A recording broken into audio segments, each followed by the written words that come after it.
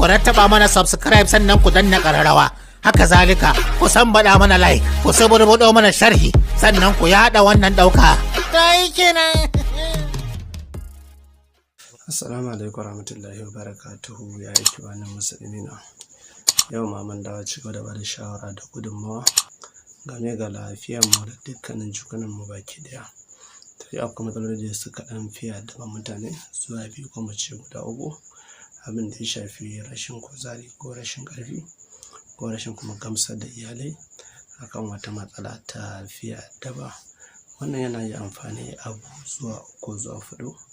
Kan musamman da yake da karancin sha'awa, rashin kuzari, daukewar ni'ima da rashin karfi da kai kuma mutuwar kwayoyin halittar dan adam. To duk wanda ya san dai amfani da wannan fa'ida da muke faɗa, to insha Allah zai ji daɗi kuma zai yi nasara. Ba wasu abubuwa ne masu wahala ba, abubuwa ne masu sauƙi da zai kokari ya jarraba su. Abubuwan da suka shafe su ne suke ba da kuzari da action ga lafiyar dan adam, yin gaske sosai da sosai. In aka bi kan tsarin da muka faɗa kuma aka bi process da muka faɗa, insha Allah za a samu lafiya kuma za a samu nasara. Sai bai kasa akwai matsala biyu zuwa uku da aka samu. Wani shi ya da karam ɗaukewar sha'awa, akwai wanda aka samu ba shi da kuzari, akwai wanda aka samu da tankwarewar gaba sauransu.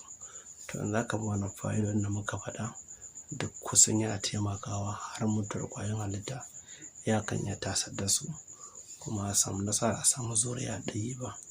Abin za ka nema ba wasu abubuwa ne masu wahala ba, shi dai baka san ya za ka same su ba. Na farko dai ka samu garin fijil, sannan ka samu garin girfa, sannan ka samu garin hulba, sannan ka samu garin kanamfari. Da fatan ka ji su guda huɗu. To in dai ka samu wannan, matsalar saurin kawo rashin kuzari, rashin ƙarfin ƙwayoyin halitta, ba kuma mutuwar ƙwayoyin halitta na haifo, rashin ƙarfinsu, ka gane, sai ɗaukewar sha'awa. To duk wanda ya amfani wa ɗa namiji dai baya mace ba, in Allah ya so ya yarda zai samu lafiya kuma zai samu waraka. Yanzu ka samu garin fijil, ka samu misali cokali 5, ka samu na girfa cokali 2.5, ka samu na hulba cokali 5, ka samu na kanamfari cokali 2. To ka cakuɗa su ka yi diluting ɗinsu. In ka haɗa suka zama gari, sai ka samu madara. Bayan ka ci abinci ka samu cokali, rabin cokali babba ka zuba ka gauraya sai ka sha. Ko ka samu ruwan shayi ka samu ka zuba ka sha, ko ka samu zuma ka zuba ka gauraya shi da zuma kana ɗiba kana sha. To ka ga mun faɗa abubuwa guda uku kuma kowanne kai. Mutumin da yake da matsala ta karancin ruwan sperm, wancan ƙwayoyin halitta sauransu, shi da ya same shi zuba shi a cikin madara ya sha. Musamman da baya da karfin jiki da kuzari, to shi ne dai haɗa shi da zuma ya ci gaba da sha da karfi da sauransu. Shi wanda ya sha kan shayi, in dai tsantsar madarar ƙarfi ce, ta amfani da wannan. To kun ji abubuwan da ya kamata nema kuma kun ji yadda za a yi a haɗa su.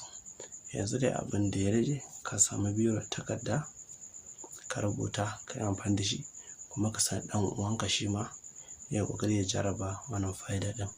Sannan mata da ƴan uwa daga masu buƙatar kayan da su yi bibiyar mu ta manhaja ɗin mu na WhatsApp, ko su yi mu ta comment section su yi mana tambaya, ko kuma su biyo mu ta page ɗin mu na Facebook da ku samu da kanan mu tattauna da cikin izinin Allah, kuma za ku fahimci mu za mu kawo muku fa'ida da yardar Allah. Wannan shi ne taƙaitaccen abin da mu faɗa. Sannan ga masu bibiyan mu da zarar shirya bidiyo, kar ka manta da yin like, da yin subscribe, da yin share ga sauran al'umma annabi domin su masu amfana. Sannan ba ko muke nema ba sadaka muku ba, ku yi wa annabin rahama salati.